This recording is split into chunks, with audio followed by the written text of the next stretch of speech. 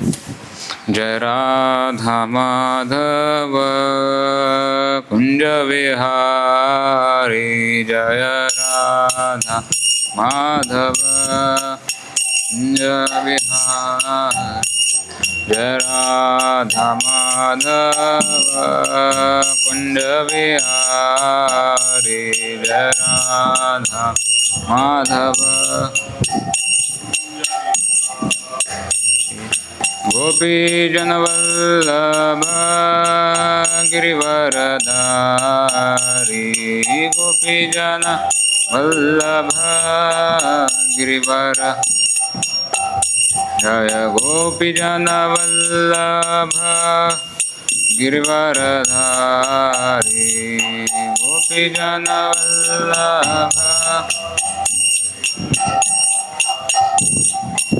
यशोदानंदन व्रज जनरंजन यशोदानंदन व्रज जन यशोदानंदन व्रज जनरंजन यशोदानंदन जनरंजन यमुना तीरवनचारी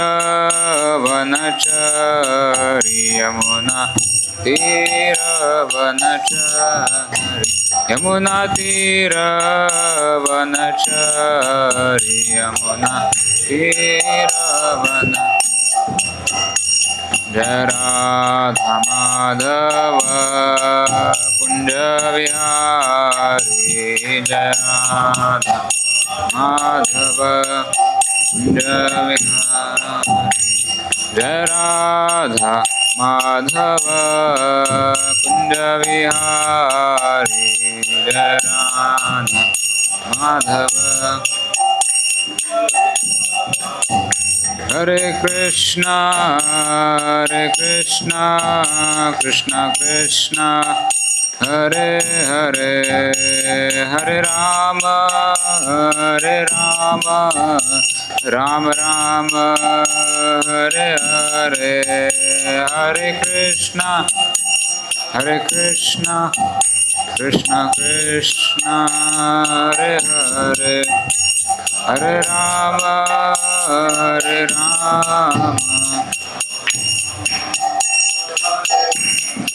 हरे कृष्णा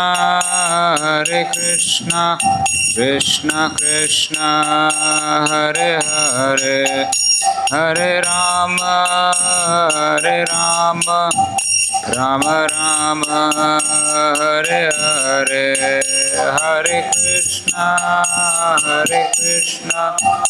कृष्णा कृष्णा हरे हरे हरे राम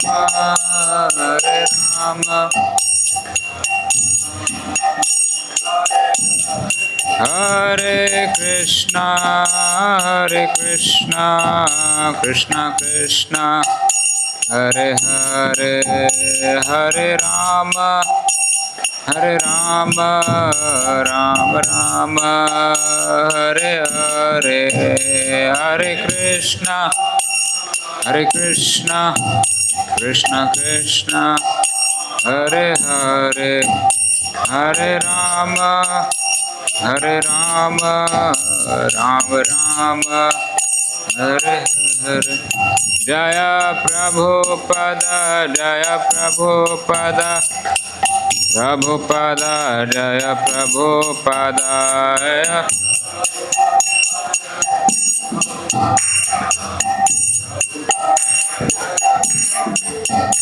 निताय गौर हरि बोल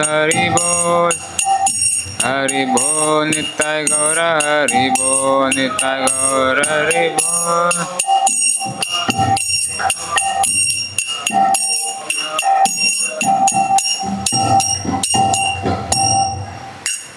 जय श्री राधा माधव की जय, श्री जगन्नाथ बलदेव सुभद्रा माँ सुदर्शन की जय, श्री गौर निताय की जय, श्री प्रभुपाद की जय, ग्रंथराज श्रीमद् भागवतम की जय, अनंत कोटि वैष्णववृंद की जय। कृष्णा सो हम पढ़ रहे श्रीमद् भागवतम श्लोक स्कंद 1 अध्याय 13 और श्लोक संख्या 21। 1.13.21। ओम नमो भगवते वासुदेवाय। ओम नमो भगवते वासुदेवाय। ओम नमो भगवते वासुदेवाय। पितृभ्रातृसुहृत्पुत्रा हतास्ते विगतं वयम् आत्मा च जरया ग्रस्तः परगेहमुपाससे। पितृभ्रातृसुहृत्पुत्रा हतास्ते विगतं वयम् आत्मा च जरया ग्रस्तः परगेहमुपाससे। पितृभ्रातृसुहृत्पुत्रा हतास्ते विगतं वयम् आत्मा च जरया ग्रस्तः परगेहमुपाससे।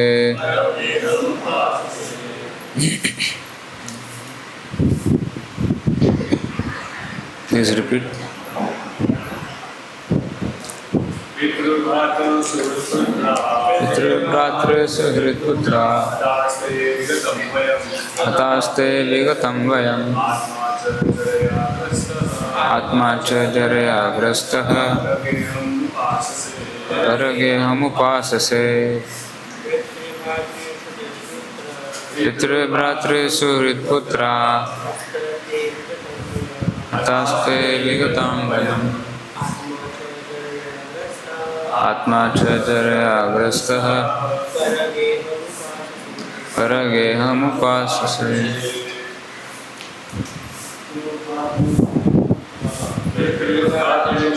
पुत्रा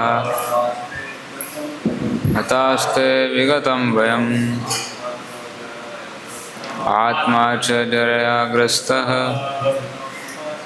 परगेहमुपाससे। पितृभ्रातृसुहृत्पुत्रा हतास्ते विगतं वयम् आत्मा च जरया ग्रस्तः परगेहमुपाससे। So word for word meanings. पितृ पिता, भ्रातृ भाई, सुहृद शुभ चिंतक, पुत्राः पुत्र, हताः सारे के सारे मृत, ते आपके, विगतम निशेष, वयम आयु, आत्मा शरीर, च भी, जरया वृद्धावस्था से, ग्रस्तः अभिभूत परास्त, परगेहम दूसरे के घर, उपास से आप रह रहे हो। अनुवाद एवं तात्पर्य कृष्ण कृपा मूर्ति अवैचरणानंद भक्तिवेदांत स्वामी श्रील प्रभुपाद के द्वारा श्रील प्रभुपाद की जय। अनुवाद। आपके पिता, भाई, शुभचिंतक तथा पुत्र सभी परलोक को सिधार चुके हैं और दूर चले गए हैं। आपने स्वयं भी अपने जीवन का अधिकांश समय व्यतीत कर लिया है। अब आपके शरीर को बुढ़ापे ने आ दबोचा है और आप घर में पड़े हुए हैं और आप पराये घर में पड़े हुए हैं।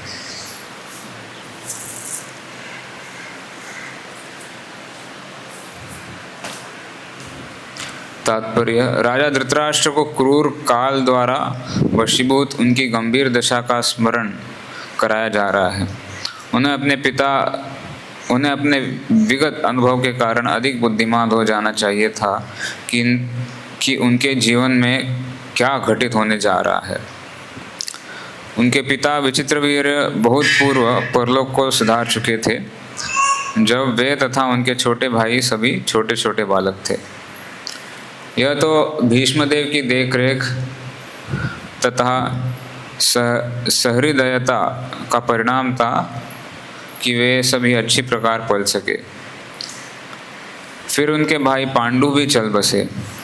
तत्पश्चात उनके 100 पुत्र तथा सभी पौत्र अपने अन्य समस्त हितैषी सहित यथा भीष्मदेव, द्रोणाचार्य, कर्ण तथा अन्य बहुत से राजाओं तथा मित्र सभी कुरुक्षेत्र के युद्ध में काम आ चुके थे। इस प्रकार उनके सभी परिजन तथा उनका समस्त धन नष्ट हो चुका था और अब वे अपने भतीजे की कृपा पर जीवित थे, जिसे उन्होंने सभी प्रकार के संकटों में डाला था।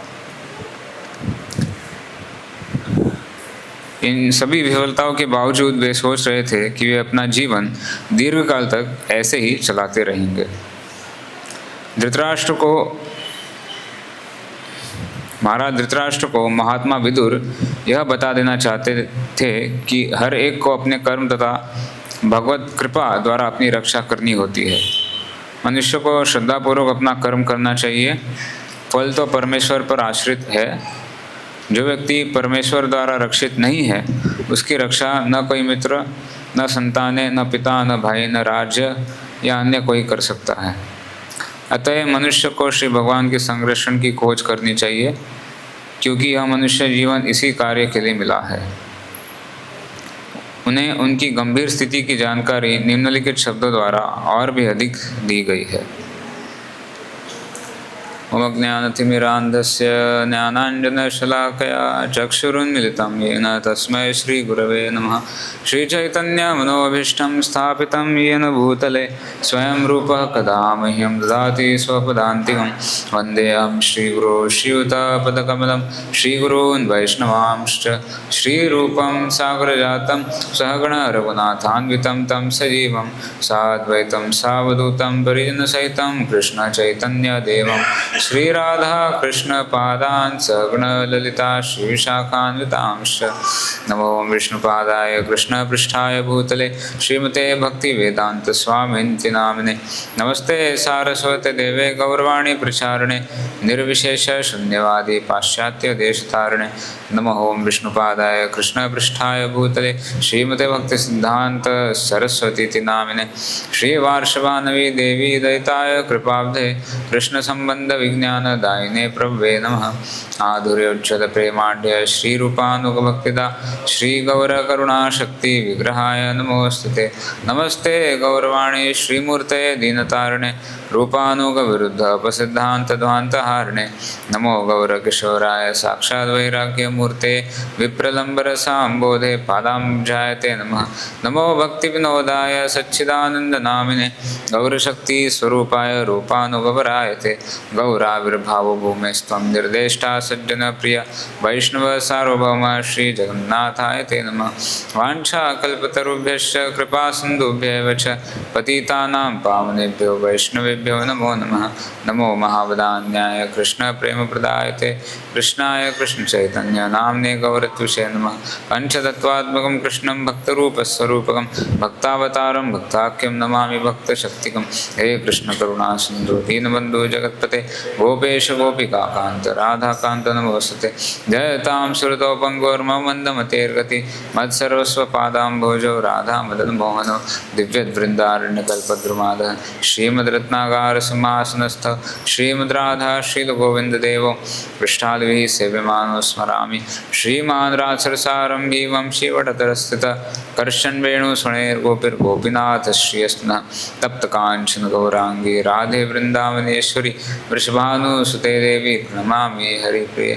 जय श्री कृष्ण चैतन्य प्रभु नित्यानंद श्री अद्वैत गदाधर श्रीवासादि गौर भक्तवृंद। हरे कृष्णा कृष्णा कृष्णा हरे हरे हरे राम राम राम हरे हरे। नारायणं नमस्कृत्य नरं चैव नरोत्तमं देवीं सरस्वतीं व्यासं ततो जयमुदीरयेत्। नष्टप्रायेषु भद्रेषु नित्यं भागवत सेवया भगवति उत्तमश्लोके भक्तिर्भवति नैष्ठिकी। कृष्णाय वासुदेवाय देवकीनंदनाय च नंदगोपकुमाराय गोविंदाय नमो नमः। हरे कृष्णा। तो यहाँ पर महाराज विदुर जो है अभी महात्मा विदुर जो है अपने भाई महाराज धृतराष्ट्र को पूरी तरह से समझाने का प्रयास कर रहे हैं कि उनकी क्या परिस्थिति है और किस तरह से उन्हें सतर्क हो जाना चाहिए, क्योंकि हम देख रहे हैं कि धृतराष्ट्र एक भौतिकतावादी व्यक्ति की तरह पूरी तरह से अपने भौतिक जीवन में लिप्त है और उन्हें ये दिखाई नहीं दे रहा है कि,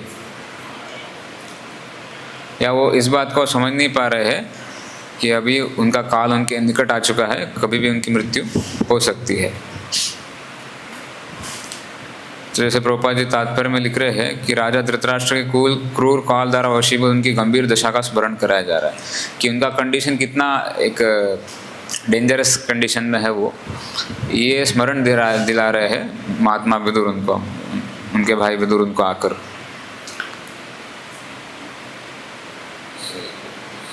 ये उसी जैसे महाभारत में हम देखते हैं प्रसंग आता है, युधिष्ठिर महाराज को यक्ष प्रश्न करते हैं, यक्ष या कि ना इस संसार में सबसे आश्चर्यजनक चीज़ क्या है, व्हाट इज द मोस्ट आश्चर्यजनक वंडरफुल या जो भी बोलेंगे surprising astonishing thing in this world. तो उस पर युधिष्ठिर महाराज उत्तर देते हैं, अन्य अन्य भूतानि गच्छन्ति यमालयं शेष स्थावरम इच्छन्ति किमाश्चर्य तथा परम। कि हर दिन ना हम देखते हैं कि कोई ना कोई यम के घर जा रहा है, यम के द्वार में जा रहा है, यमालय में। लेकिन ये सब देखने के बावजूद भी व्यक्ति क्या सोचता है कि नहीं, मैं तो कहीं नहीं जाने वाला, मैं तो यहीं पे हमेशा के लिए रहने वाला हूँ। तो इससे और आश्चर्यजनक चीज़ और क्या हो सकती है कि हम देख रहे हैं कि हमारे ही पूर्वज, परदादा ले लो, दादा ले लो, उसके बाद माता पिता ले लो, सब एक के बाद एक छोड़ के जा रहे हैं इस संसार से। लेकिन हमको क्या लगता है, नहीं हम तो यहाँ पे ही रहने वाले हैं, और इसलिए हम अपने है ना भौतिकतावादी कार्यों में ना धन इकट्ठा करने में, संपत्ति इकट्ठा करने में, नाम इकट्ठा करने में हम उसी में लगे रहते हैं और अपने फ्यूचर को सिक्योर बनाने के पीछे हम सोचते नहीं है। फ्यूचर यानी कि हमारे अगला जन्म, उसको सिक्योर करने के बारे में हम बहुत कम ध्यान देते हैं। तो यहाँ पर धृतराष्ट्र भी वैसे ही परिस्थिति से जा रहे हैं कि ऑल्दो उन्होंने देखा है उनके आंखों के सामने ही कि उनके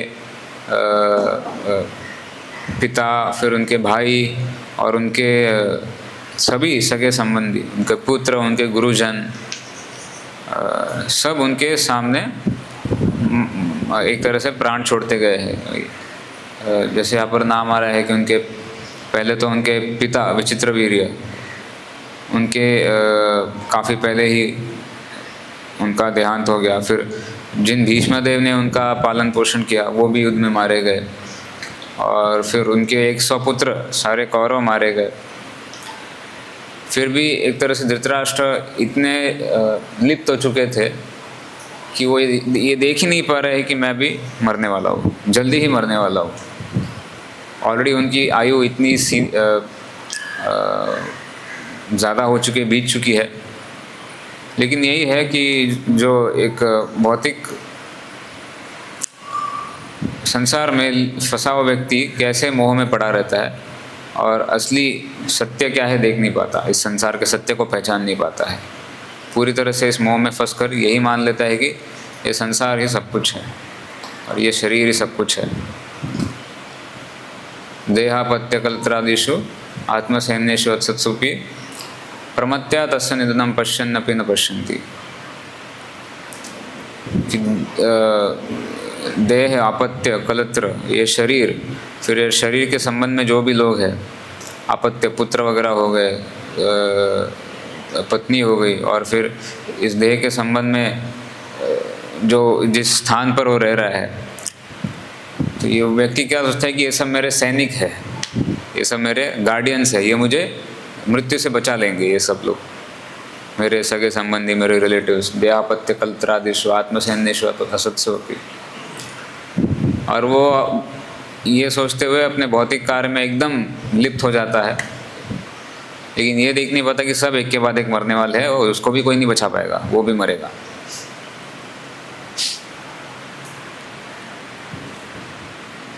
और धृतराष्ट्र तो उनकी परिस्थिति और भी ज़्यादा खराब है, क्योंकि उनके सब अपने तो मर चुके हैं और फिर अभी वो किसकी दया पे रह रहे हैं? उन्हीं पांडवों की दया पे रह रहे हैं जिनको वो खुद मारने उन्होंने हर प्रकार से मारने का प्रयास किया। तो ये बात एक तरह से विदुर जी धृतराष्ट्र को समझाने का प्रयास कर रहे हैं। आगे चल के बहुत कठोर वचनों का प्रयास करेंगे विदुर जी कि किस तरह से आपके शरीर के सारे अवयव एकदम वीक होते जा रहे हैं या इनवैलिड होते जा रहे हैं, और एक जैसे किसी कुत्ते की भांति आप उनके दया पे रह रहे हो। इतने बहुत ही कठोर वचन का उपयोग करते हैं विदुर जी, और तब जाके अचानक से धृतराष्ट्र को समझ में आता है कि इसकी मेरी क्या परिस्थिति है करके। तो हम देखते हैं इस प्रकार से कि प्रभुपाद जी भी अनेक बार अपने प्रवचनों में जो भौतिकतावादी लोग हैं उनके लिए अनेक बार रास्कल के ऐसे कठोर वचनों का प्रयोग करते थे। तो हमें लग सकता है कि इतना ऐसे कठोर वचन श्रील प्रभुपाद क्यों उपयोग कर रहे हैं, लेकिन ये एक्चुअली साधु का कोई द्वेष नहीं है, ये साधु की कृपा ही है जिससे वो साधारण भौतिकतावादी लोगों को जगाने का प्रयास कर रहा है, और कितनी बुरी परिस्थिति में फंसे हुए इसे उनको समझाने का प्रयास कर रहा है। तो हम देखते हैं कि श्रील प्रभुपाद भी इसी तरह से अनेक बार अपने प्रवचनों में डांट कर जो सुनने के लिए, श्रवण करने के लिए लोग आए होते थे उनको समझाने का प्रयास करते थे। तो ये साधु का काम होता है कि सत्य बात को एज इट इज़ सबके सामने रखना। और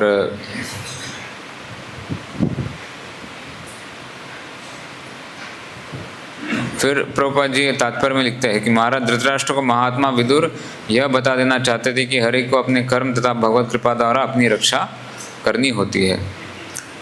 मनुष्य को अपना कर्म करना चाहिए, फल तो परमेश्वर पर आश्रित है। जय श्री राधा माधव की जय, श्री जगन्नाथ बलदेव सुभद्रा दर्शन की जय, श्री गौरता की जय, श्री प्रभुपाद की जय। सो ये गीता का अगेन ये बहुत ही फंडामेंटल प्रिंसिपल है कि हमें अपने कर्मों को करना है, नियत कर्मों को करना है, लेकिन कर्मों का फल भगवान द्वारा हमें प्राप्त होगा। कर्मों के फल पर हमें अधिकार नहीं है, राइट। कर्मण्येवाधिकारस्ते मा फलेषु कदाचन माँ कर्मफल हेतुर्भुर्माते संगोष्ठ कर्मणि। तो इसीलिए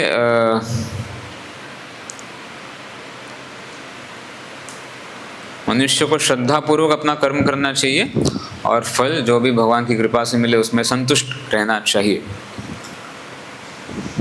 श्रद्धापूर्वक सो बेसिकली निष्काम भाव से इसमें कर्म करते समय हमें ये नहीं देखना है कि मुझे इसमें लाभ है या मेरा इसमें हानि है।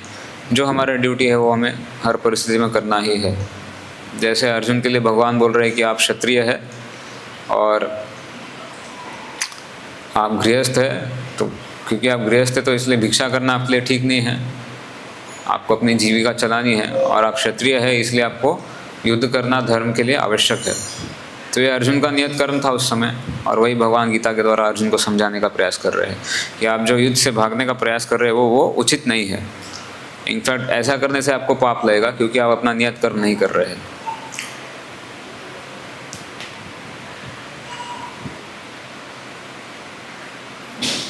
तो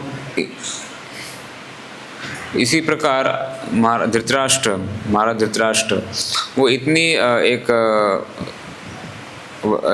उनकी उतनी ज़्यादा आयु हो चुकी है कि अगर वर्णाश्रम के अनुसार देखें तो उनके लिए अभी बहुत आवश्यक हो चुका है कि वो अभी घर परिवार को त्याग कर भगवान को प्राप्त करने में या मुक्ति प्राप्त करने के लिए प्रयास करें। क्योंकि हम देखते हैं हमारे 4 आश्रम है, ब्रह्मचारी, गृहस्थ, वानप्रस्थ एंड संन्यास। तो ये इसी बात को ध्यान में रखते हुए बनाए गए हैं कि व्यक्ति सांसारिक जीवन को जीते हुए भी अपने मुक्ति के मार्ग को पा सके या भगवत प्राप्ति के मार्ग को पा सके। तो इसलिए हम देखते हैं कि स्टार्टिंग में ब्रह्मचर्य आश्रम है जिसमें पूरा ट्रेनिंग दिया जाता है व्यक्ति को, शास्त्रों को उसको पढ़ाकर पूरा ट्रेनिंग दिया जाता है। गुरु की सेवा के द्वारा पूरा उसको गुरु ट्रेनिंग देते हैं, और फिर वो चाहिए तो उसकी इच्छा है तो गृहस्थ आश्रम में प्रवेश कर सकता है। लेकिन वो काल बहुत ही कम दिया गया है, देखा जाए तो गृहस्थ आश्रम का 25 to 50 आइडियली वो टाइम पीरियड बोला गया गृहस्थ आश्रम के लिए। उसके बाद वापस व्यक्ति को वानप्रस्थ लेना होता है, एंड फाइनली संन्यास। आइडियली ये सिस्टम रखा गया है। ऐसा कहीं नहीं बोला गया है कि पूरा दुनिया पूरा जीवन फिर बाद में गृहस्थ आश्रम में ही पड़े रहो। This is not recommended. लेकिन हम यहाँ पर देखते हैं कि धृतराष्ट्र की परिस्थिति में उनकी इतनी ज़्यादा उम्र हो चुकी है, आयु हो चुकी है कि उनको अभी वानप्रस्थ या संन्यास ले लेना चाहिए, बट फिर भी वो अपने घर द्वार में ही भोग विलास करने की इच्छा में, और जो एक उनकी इच्छा थी कि यस मैं राजा बनूं, तो उसी अपनी इच्छा या आकांक्षा को पूरा करने में लगे हुए हैं। और उनको ये नहीं समझ में आ रहा है कि ये समय अभी मेरा वानप्रस्थ लेने का हो चुका है या संन्यास लेने का हो चुका है। तो यही बात एक्चुअली विदुर जी उनको समझाने का प्रयास करेंगे अभी, कि आपको तुरंत ये स्थान छोड़कर अपने अच्छी गति के लिए प्रयास करना चाहिए, आगे चल के अच्छी गति प्राप्त हो इसके लिए प्रयास करना चाहिए, मुक्ति के लिए प्रयास करना चाहिए, या भगवान के धाम में जाने के लिए प्रयास करना चाहिए। And then Prabhupada important line लिख रहे हैं कि जो व्यक्ति परमेश्वर द्वारा रक्षित नहीं है, उसकी रक्षा न कोई मित्र, न संतान, न पिता, न भाई, न राज्य या अन्य कोई कर सकता है। तो भगवान के अलावा हमारी और कोई रक्षा नहीं कर सकता, ये फैक्ट है। हम जैसे चैतन्य चरितामृत में भी हम सुनते हैं, राखे कृष्ण मारे के, मारे कृष्ण राखे के। इसके कितने उदाहरण हमको मिल जाते हैं, है ना। जैसे हम देखते हैं श्रीमद् भागवतम में प्रहलाद महाराज का उदाहरण, कि प्रहलाद महाराज को उनके ही पिता हिरण्याक्ष ने कितना मारने का प्रयास किया है, लेकिन क्या वो कुछ प्रहलाद महाराज के बिगाड़ पाए? नहीं बिगाड़ पाए। क्यों? क्योंकि हर परिस्थिति में भगवान प्रहलाद महाराज की रक्षा कर रहे थे। उसी प्रकार हम आगे चल के देखते हैं प्रसंग अम्बरीश महाराज का। यहाँ पर तो हम दोनों दृष्टिकोण से देख सकते हैं कि कैसे भगवान चाहते थे अम्बरीश महाराज को रक्षा करना और दुर्वासा मुनि को दंड देना। तो दुर्वासा मुनि ने जब अम्बरीश महाराज को मारने का प्रयास किया तो तुरंत सुदर्शन ने आकर अम्बरीश महाराज की रक्षा की, और वो सुदर्शन फिर दुर्वासा मुनि को दंडित करने के लिए उनका पीछा करने लगा। तो ये भगवान की इच्छा से ही हो रहा था। और फिर दुर्वासा मुनि पूरे ब्रह्मांड में हर जगह घूम के गए, हर व्यक्ति के पास गए, लेकिन क्या उनको कोई बचा सका, रक्षा कर पाया? नहीं। तो मारे कृष्ण राखे के, जिसको कृष्ण दंडित करना चाहे या मारना चाहे तो भला कौन उसको रक्षा कर पाएगा? ये दुर्वासा मुनि के एग्जाम्पल से हम देख सकते हैं। एंड राखे कृष्ण मारे के, जिसको कृष्ण रक्षा करना चाहे तो उसको भला कौन मार पाएगा? ये अम्बरीश महाराज के एग्जाम्पल में हम देख सकते हैं। तो इसीलिए अगर हमें अपने जीवन को सिक्योर करना है, केवल यही जीवन नहीं, आने वाले जितने भी जन्म हैं हमारे, अगर हमको सही में वाकई में अगर सबसे कोई सॉलिड इन्वेस्टमेंट प्लान है अपने फ्यूचर को सिक्योर करना है, तो वो यही है कि भगवान की भक्ति, भगवान की शरण ग्रहण कर लेना। क्योंकि भगवान से अच्छी रक्षा और हमारी कोई नहीं कर सकता। जैसे कि अभी हमने श्लोक सुना, देहापत्य कलत्रादेशु आत्मसैन्येषु असत्सोपि।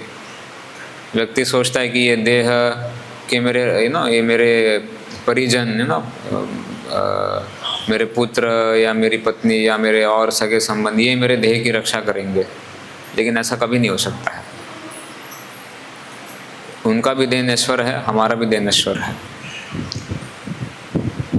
तो इसीलिए अगर हमारी रक्षा हो सकती है तो वो केवल भगवान के द्वारा ही हो सकती है।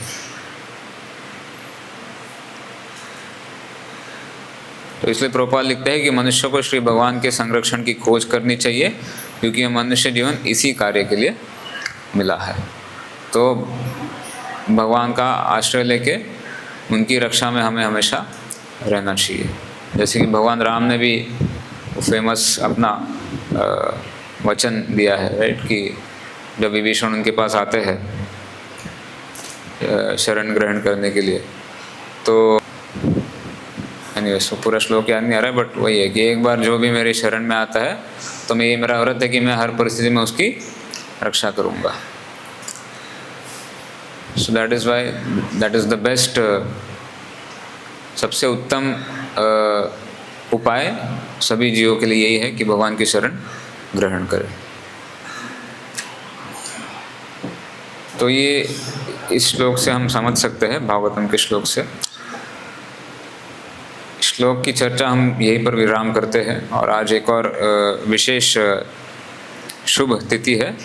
हम जैसे जानते हैं आज श्रीवास पंडित इनका आविर्भाव है। तो श्रीवास पंडित पंचतत्व के एक मेंबर है। श्री कृष्ण चैतन्य प्रभु नित्यानंद श्री अद्वैत गदाधर श्रीवास आदि गौर भक्त वृंद हम सुनते हैं।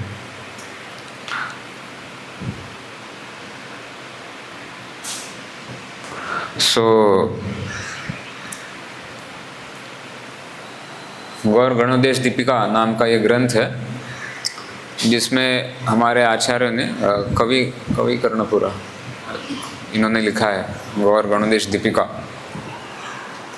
तो इसमें जो कवि कर्णपुर है, उन्होंने जितने भी चैतन्य महाप्रभु के पार्षद है वो वृंदावन लीला में कौन थे उसका वर्णन किया है। जैसे चैतन्य महाप्रभु स्वयं कृष्ण है, नित्यानंद प्रभु स्वयं बलराम है, तो वैसे ही श्रीवास पंडित इनको बताया गया है कि ये किसके अवतार है, नारद मुनि के अवतार है। ओके, तो चैतन्य चरितामृत में श्लोक आता है, इसको हम रिसाइट करते हैं।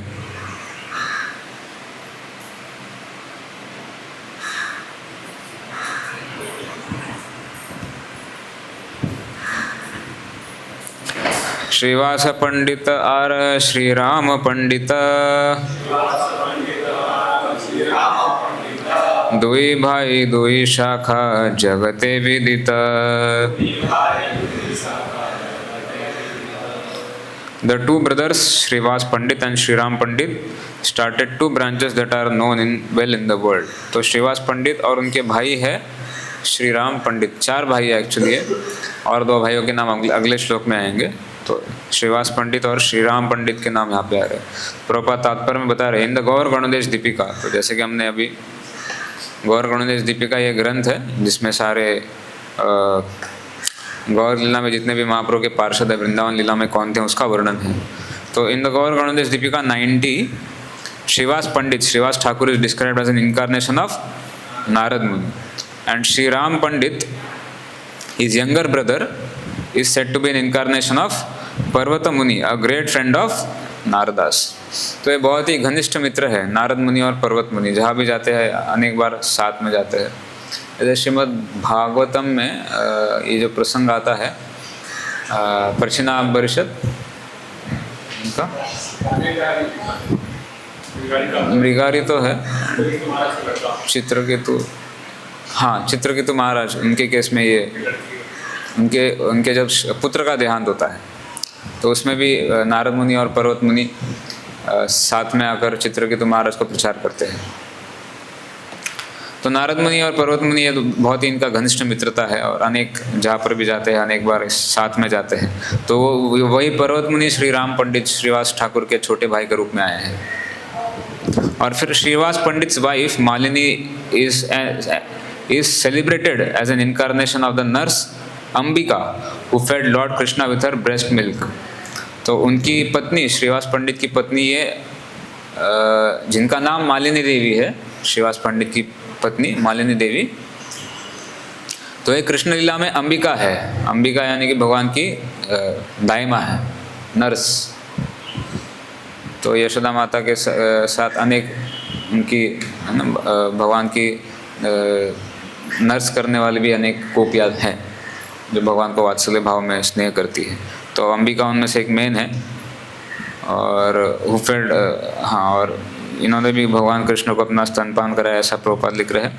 और श्रीवास ठाकुर की भतीजी, उनका नाम है नारायणी, और ये नारायणी वृंदावन दास ठाकुर की माता है जिन्होंने चैतन्य भागवत लिखा है। And as already noted, his niece Narayani, the mother of Thakur Vrindavan Das, the author of Sri Chaitanya Bhagavata, was the sister of Ambika in Krishna Lila.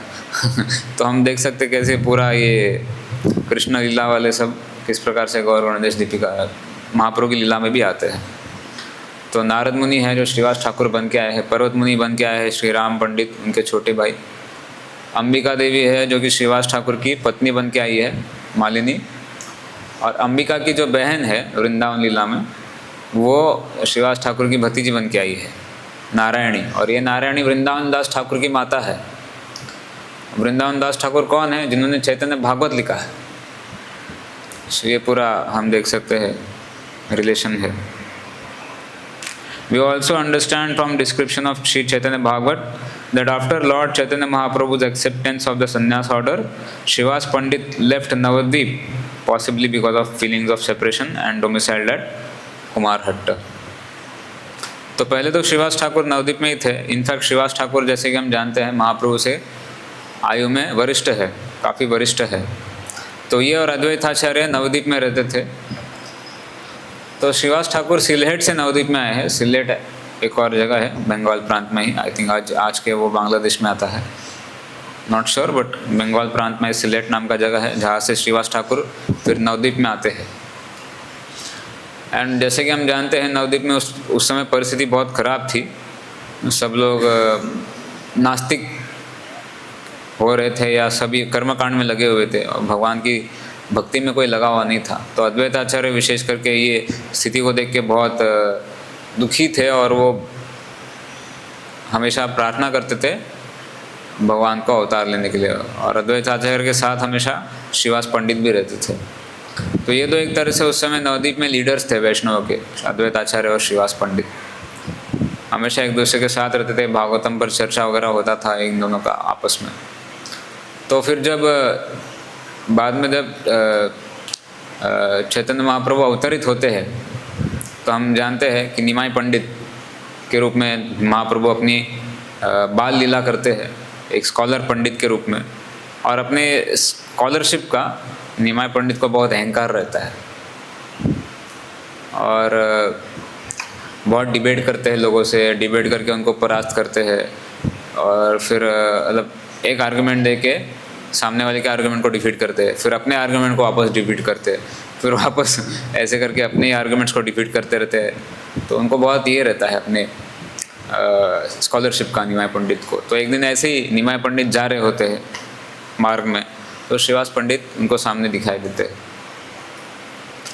तो श्रीवास पंडित उनसे बोलते हैं कि निमाई, ये जो तुम पंडित अपने पंडित्य का प्रदर्शन कर रहे हो इसका क्या लाभ जब तक तुम भगवान के भक्त नहीं बनते। बिना भगवान की भक्ति में सारी विद्या ये यूजलेस है।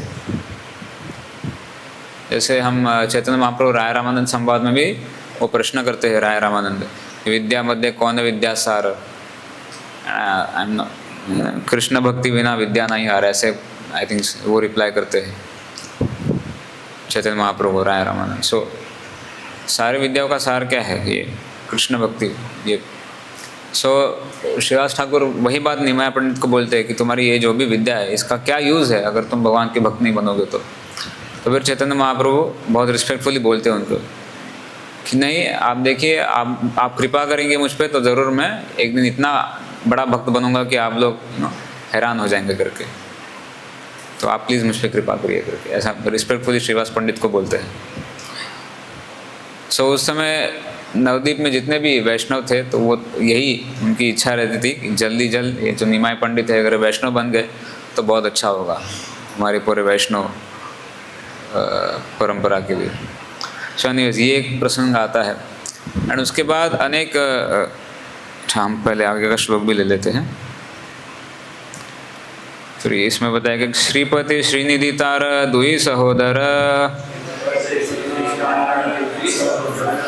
चारी भैर दास दासी गृह परिकर। Their two brothers were named Shripati and Srinidhi. These four brothers and their servants or maid servants are considered one big branch. तो ये चार भाई है इस प्रकार से, श्रीवास पंडित, श्री राम पंडित, श्रीपति एंड श्रीनिधि, ये चारों भाई हैं। दुई शाखार उपशाखाया तासबार गणना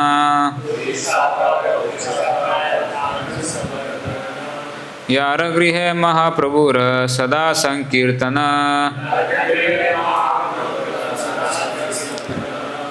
There is no counting the sub branches of these two branches. Sri Chaitanya Mahaprabhu had congregation chanting daily at the house of Shrivas पंडित।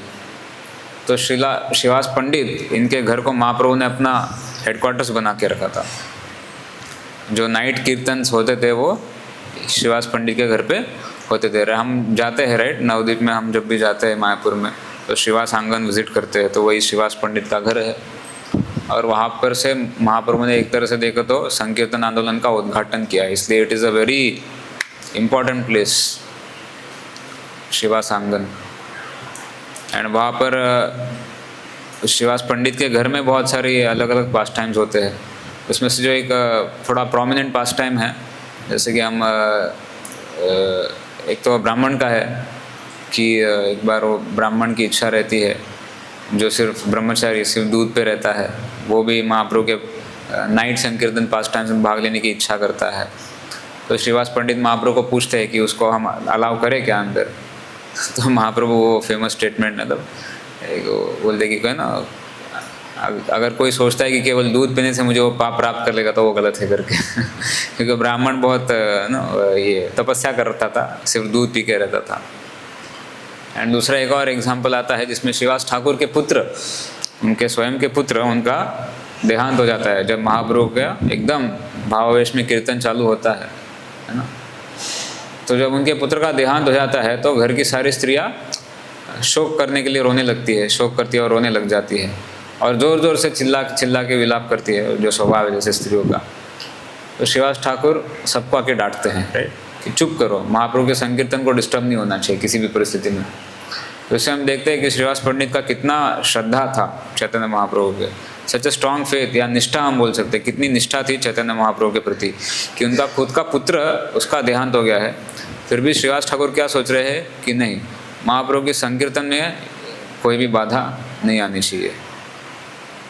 तो इससे हमको एक सीख तो ये मिलती है कि चाहे हमारे जीवन में कितनी भी दुखद परिस्थितियाँ क्यों ना हो या विचलित करने वाली परिस्थितियाँ क्यों ना हो, भगवान की सेवा को हमको कभी भी छोड़ना नहीं चाहिए। जैसे हम देख रहे हैं श्रीवास पंडित अपने खुद के एग्जाम्पल से दिखा रहे हैं, उनके घर पर इतनी एक तरह से इतना खराब परिस्थिति आकर टूट गया है, लेकिन फिर भी वो ये सोच रहे हैं कि महाप्रभु की सेवा में कोई बाधा नहीं आनी चाहिए। एंड फिर वो जाकर घर की स्त्रियों को बोलते हैं कि अगर आप लोग ने रोना बंद नहीं किया तो मैं खुद गंगा में जाके प्राण दे दूंगा। तब जाके वो सब शांत हो जाते हैं। एंड फिर धीरे धीरे महाप्रभु को सेंस होने लगता है कि कुछ तो गड़बड़ है। एंड महाप्रभु अपने पार्षदों से पूछते हैं कि क्या हो रहा है, मुझे संकीर्तन में वैसा आनंद नहीं आ रहा है जैसा आना चाहिए। तब फिर वो लोग बताते हैं कि है ना, श्रीवास पंडित का पुत्र का देहांत हो गया है, शरीर त्याग दिया उन्होंने। तो महाप्रभु को बहुत श्रीवास पंडित के प्रति फिर बहुत सहानुभूति होती है कि श्रीवास, तुम्हारा पुत्र ने शरीर त्याग दिया है, फिर भी तुमने मेरे लिए इतना कुछ सहा है, तुमने बिल्कुल भी संकीर्तन में बाधा आने नहीं दी। तो श्रीवास पंडित बोलते कि महाप्रभु आप तो साक्षात भगवान हैं, आपकी उपस्थिति में कोई शरीर छोड़े तो उसका तो उसका तो बेनिफिट ही हो ना, उसका तो अच्छी गति ही प्राप्त होनी है उसको, इसमें क्या शक है। तो मैं तो श्योर हूँ कि मेरे पुत्र को अच्छी गति प्राप्त हुई है। बट महाप्रभु देखते हैं कि वो स्त्रियाँ वगैरह सब फिर भी विलाप कर रही होती है, तो महाप्रभु उस पुत्र को जिला देते हैं, श्रीवास पंडित के पुत्र को जगा देते हैं और फिर उसको बोलते हैं कि अरे तुम क्यों ऐसे छोड़ के चले गए बीच में ही। तो फिर वो जो बेटा है महाप्रभु उसके मुंह से फिलॉसफी बुलवाते हैं, श्रीवास पंडित के पुत्र के मुंह से फिलॉसफी बुलवाते हैं। एंड वो बोलता है कि देखे महाप्रभु, आप तो पूर्ण पुरुषोत्तम भगवान है और आपने जितना टाइम मुझे इस शरीर में रखना था उतना टाइम मेरा बीत गया, बस फिर मेरा टाइम हो गया, मैंने शरीर छोड़ दिया और अभी आपकी ही इच्छा से मुझे कोई दूसरा शरीर प्राप्त हो जाएगा। तो ये तो सब आपके ही कर्मणा देव नेत्रेण, आपके ही सुपरविजन में सब हो रहा है। तो ये जो फिलॉसफी वो लोग सुनते हैं घर की स्त्रियाँ, तो वो भी थोड़ा शांत हो जाती है। So this is one example of Shrivas Thakur की, उनका कितना स्ट्रांग निष्ठा था चैतन्य महाप्रभु के प्रति, कितनी एक और श्रीवास ठाकुर का ऐसे ही चैतन्य महाप्रभु के प्रति निष्ठा का एग्जाम्पल मिलता है। श्रीवास ठाकुर गृहस्थ थे, उनकी तो पत्नी बच्चे सब थे, भाई थे, और गृहस्थों को अपनी आजीविका चलाने के लिए कुछ ना कुछ काम करना पड़ता है, लेकिन श्रीवास ठाकुर कुछ नहीं करते थे, केवल महाप्रभु के भजन में अपना पूरा दिन बिताते थे। तो चैतन्य महाप्रभु ने उनको आगे पूछा, अरे श्रीवास कुछ तो काम करो, कुछ तो रोजी रोटी कमाने के लिए यू शुड वर्क ना। तो श्रीवास ठाकुर ऐसा करते बस। अब महाप्रभु बोलते ये क्या था तो श्रीवास ठाकुर बोलते हैं कि मैं वेट करूँगा, ओके। आई डोंट नो, एक इंस्टेंस ऐसा है कि वो बोलते कि किसी अन्य देवी देवता की पूजा नहीं करते थे। तो इस तात्पर्य में तो श्रील प्रभुपाद ने वही लिखा है कि किस प्रकार से देवी देवताओं की पूजा करने की ऐसे कोई आवश्यक नहीं है, और देवी देवता की पूजा वही लोग करते हैं जो लोग बहुत ही काम से ये रहते हैं, प्रभावित रहते हैं, मटेरियल डिजायर्स जिनके बहुत ज़्यादा रहते हैं। प्रभुपाद श्लोक कोट कर रहे, कामस्तैस्ते ऋतज्ञाना प्रपद्यन्ते अन्य देवता, कि जिन लोगों की बुद्धि काम द्वारा हर ली गई है वो अन्य देवी देवताओं की शरण में जाते हैं। बट भगवान के भक्तों को ज़रूरी अनन्यता से भगवान की भक्ति में लगे रहना चाहिए। एंड इसी के केस में एक और ये आता है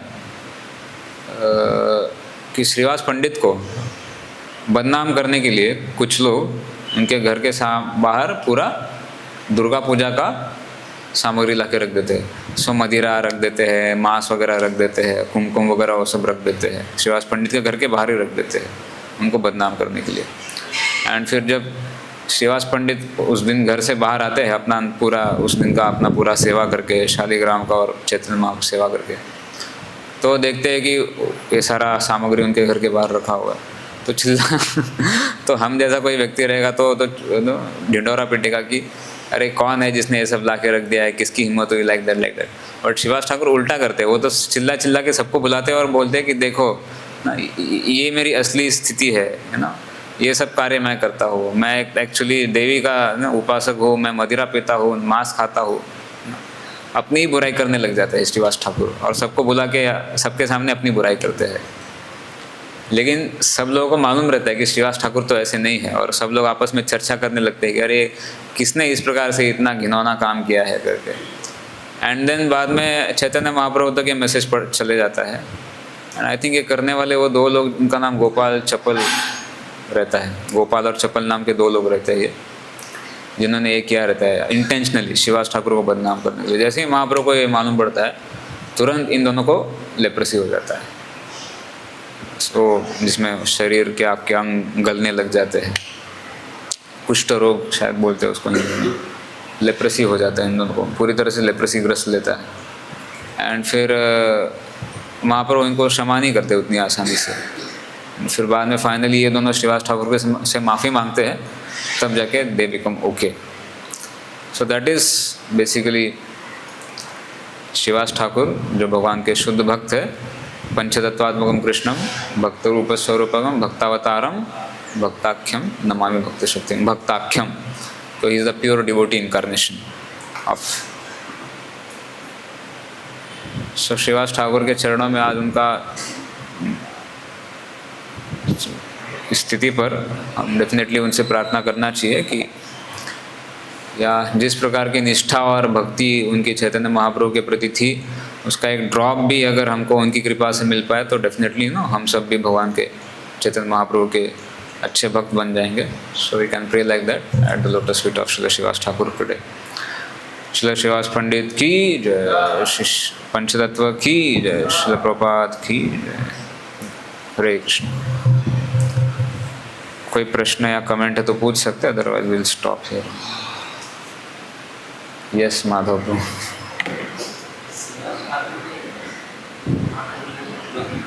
थोड़ा जोर से बोलो।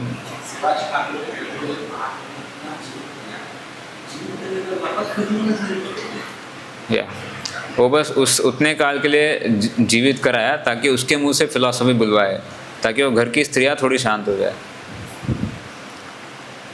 वो उतने टाइम के लिए। वैसा ही वो भागवतम में भी आता है ना, वो चित्रकेतु के भी पुत्र को जगा के उतने टाइम के लिए नारद मुनि जगा देते, सेम काम की वैसे ही सेम किया है इधर भी। लेकिन उधर नारद मुनि उसको जिंदा कराते हैं, यहाँ पर महाप्रभु ने उसको ये किया जस्ट सो दैट वो घर की स्त्रियाँ पैसिव हो जाएंगे, they become peaceful everyone after that.